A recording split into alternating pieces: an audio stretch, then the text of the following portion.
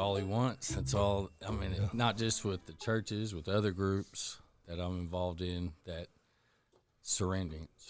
That's the biggest part of, like, the milestone of getting sober or anything you're doing with. And God loves that, you know. Yeah. He loves that. Surrender. And he blesses you, makes you feel those voids and those holes in your insides, you know, with his breath, you know. Yeah. That's what, I don't know. What other kind of groups are you involved in? AA. I'm in AA, Alcoholics Anonymous. And everything y'all were saying is like the basic, I mean, just hand in hand with everything they got going on. You know, it's crazy how it all just circles with each other as far as your mentor, sponsor, everybody. You got your small group that you talk to. Yeah. You got your small circles. You don't want to go blabbing everything out to everybody, you know? Yeah. You got your guys for that. You know, I've got several mentors that I've talked to, and one of them's always talked to me about that always sticks out is your fruit. Show your fruit. If your fruit's not showing, your guts are rotten, you know? Yeah. And so that always sticks out to me. That's pretty good. It's very true too.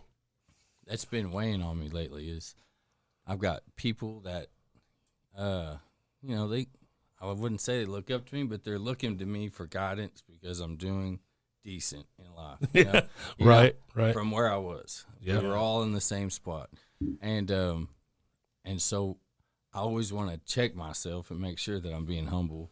Yeah. And, you know, God's blessing my life. And so my fruit, I'm always watching my fruit. I'm trying to make sure that I'm in checking it. And when I was at church the other day, that was the first time I was at that church, and it was amazing sitting there in the front row because I'm always in the back trying to slide out. Right. But I got my mom next to me. I got someone that I care about next to me, Renee. She's sitting there, and I've never had that moment, you know. I'm like, this is right. You know, I felt it in my guts, and you know, it was cool. It was a good feeling. Yeah. But Wait till you go when we're all there. We take up like 4 rows. Like it's insane. I know. Well, and mom loved it. You know, you're absolutely 100% spot on all of that. And look, like where you're at in that portion of your walk, it's different from where we're at in ours. Doesn't mean we won't eventually be in that place, right? Like that hasn't been something that God has called out of me yet, Right. but He's called a whole lot of other stuff. Right. You know,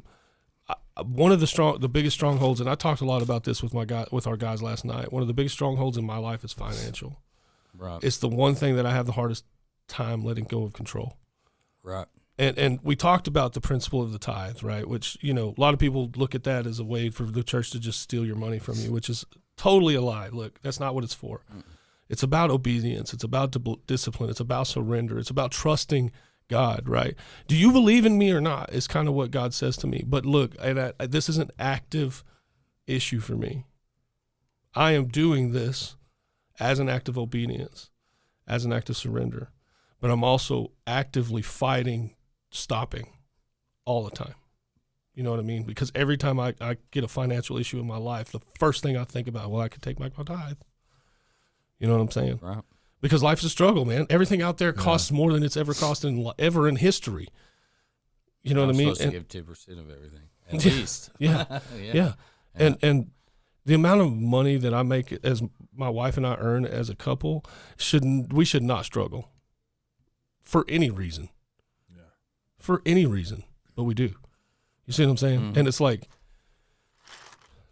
I picked a really, really good time in life to decide to become obedient to God for the tithe. You know, I picked a really convenient, difficult time in history, in the history of the American people, to choose to follow that principle. But it's that act of surrender, and I am actively making a choice every single day. And until that portion of me has been called out, I don't think I'm capable of moving on to anything else right now. You know what I'm saying? Sacrificing, too. Yeah. I mean, you're sacrificing what you